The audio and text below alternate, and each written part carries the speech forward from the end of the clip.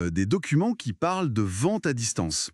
Et plus précisément, on va regarder ce qui concerne les campagnes d'appel sortants. L'idée, c'est un peu de décortiquer tout ça pour voir comment on met ça en place, comment on gère et comment on mesure si ça marche bien, quoi. Alors, commençons par la base, la mise en place.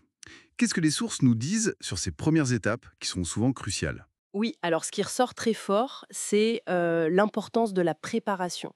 C'est vraiment martelé.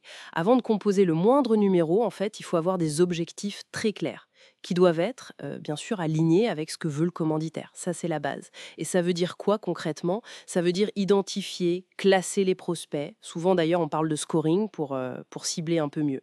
Et puis, il y a le côté technique.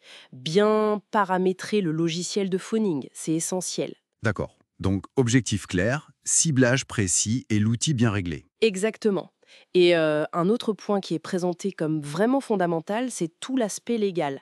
On insiste beaucoup là-dessus. Dès le début, il faut penser à des choses comme afficher le numéro, permettre au prospect de rappeler facilement, s'identifier clairement qui appelle et pourquoi dès le début de la conversation. Ah oui, c'est vrai que c'est souvent un point sensible, ça. Tout à fait. Et ça ne s'arrête pas là. Il y a aussi les infos obligatoires sur le vendeur, sur le produit ou le service, les caractéristiques, le prix, et puis les modalités du contrat. C'est vraiment le socle, quoi. On ne peut pas construire sans ça. Je vois. C'est intéressant cette primauté du légal, même avant de parler de techniques de vente pure.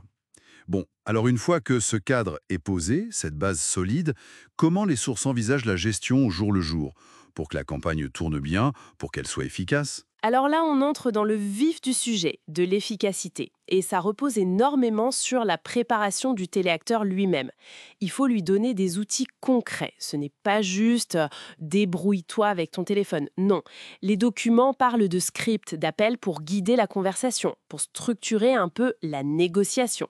Ils parlent aussi d'aide à la vente, comme un argumentaire produit bien fichu, le fameux CAP, vous savez. Oui. Caractéristiques, avantages, preuves. Ah oui, le classique cap. C'est ça. Mais aussi, très important, une préparation aux objections, celles qui reviennent tout le temps. Et même une aide pour passer les barrages, les standards téléphoniques, qui peuvent être un vrai filtre. Oui, ça c'est un art en soi parfois. Du coup, on voit bien que ce n'est pas juste un script à lire bêtement, c'est plus une boîte à outils pour s'adapter à la conversation, c'est ça? Exactement. C'est une approche beaucoup plus flexible, adaptative. Et au-delà des outils, il y a l'attitude. On insiste sur le fait d'adopter un comportement professionnel. Il faut que ça reflète l'image de l'entreprise qui commande la campagne. C'est logique. Bien sûr. Et enfin, un élément qui revient souvent, c'est le reporting.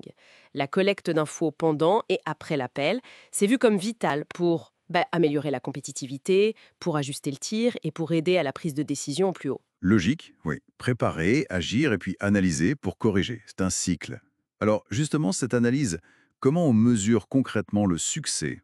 Qu'est-ce que les sources disent sur le suivi, l'évaluation? Alors, le suivi, il combine deux types d'indicateurs, hein, les quantitatifs et les qualitatifs. Les chiffres, le quantitatif, ça reste fondamental. Pour dimensionner l'équipe, déjà, et puis pour voir où ça coince et corriger. On parle de quoi? Du volume d'appels par heure, bien sûr, du taux d'aboutissement, c'est-à-dire combien de personnes on arrive vraiment à joindre, du taux d'échec aussi, les raccrochages immédiats par exemple, la fréquence des appels sur un même prospect, il ne faut pas harceler non plus, La pression commerciale. voilà, et le taux de relance. Et pour chaque indicateur qui serait un peu faible, les sources suggèrent des remèdes, plus de formation, peut-être une base de données de meilleure qualité, ajuster les heures d'appel, revoir le paramétrage de l'outil pour les relances, etc. D'accord, des actions correctives assez classiques en somme. Oui, mais ce qui est peut-être plus nouveau, ou en tout cas mis en avant, c'est l'importance croissante des indicateurs qualitatifs. Là, on essaie de mesurer la qualité de la prestation, la pertinence de l'échange. Ah, intéressant. Et comment on mesure ça, la qualité? Par exemple, on va regarder le taux de refus d'entretien. Combien de gens disent non d'emblée après avoir compris le but de l'appel? On va compter le nombre de rendez-vous ou de ventes obtenues, mais rapporter aux appels qui ont vraiment abouti à une conversation. On peut regarder aussi le taux de complétion des fiches contacts. Est-ce que le téléacteur a bien recueilli les informations? Ça montre une écoute active. Ou encore le nombre de contacts qu'on juge finalement non intéressés ou hors cible après avoir discuté avec eux.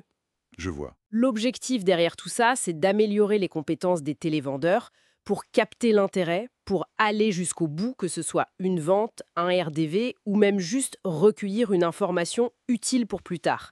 même s'il n'y a pas de vente immédiate. D'accord. Donc, si je résume un peu l'idée, c'est que faire beaucoup d'appels, le volume, ça ne suffit plus vraiment. Ou en tout cas, ce n'est qu'une partie de l'équation. La qualité de chaque discussion, la pertinence de ce qui est dit et de ce qui est remonté comme info, ça pèse de plus en plus lourd dans la réussite. Alors, si on devait synthétiser tout ça, qu'est-ce qu'on retient de cette exploration des sources?